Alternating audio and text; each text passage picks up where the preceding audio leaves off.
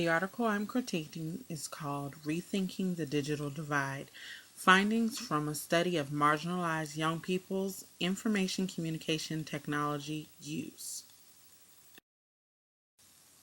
This study was a mixed method formative research study. The study measurements included surveys, interviews, and focus groups, resulting in both qualitative and quantitative data. In my opinion, the qualitative data was the most significant in this study. My research topic was the digital divide, and this article relates to it through marginalization by looking at the different youth groups' access to the internet. The groups included in this article are Indigenous people, and because this is done in Australia, it's talking about the Aborigines.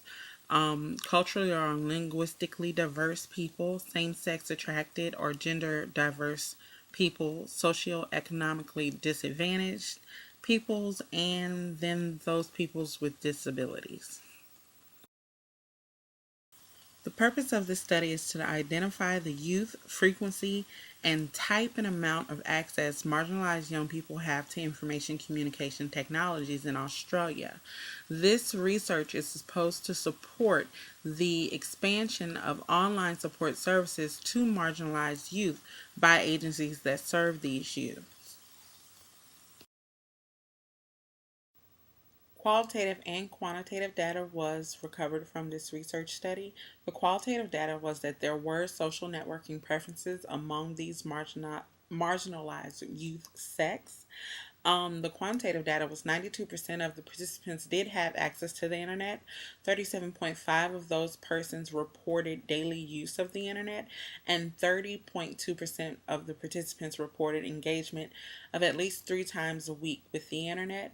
Also, through supporting literature, it was also noted that a third of Australia's youth population accessed the internet by their cell phones. The implications basically were that if cyber communities were created by these youth service organizations, marginalized youth will, for the most part, be able to access them. Unfortunately, I didn't count this as a significant finding. It's not even like the field of dreams: if you build it, they will come. It's more like if you build it, they could come. The limitations of this study began with the inconsistency in research conducting. The research was conducted by volunteering organizations in 12 different locations with no representation of the researcher. That means that there was no one policing that the interviews, focus groups, or surveys were done in a consistent manner. Also, the small sample size, there were only 96 participating youth in the study.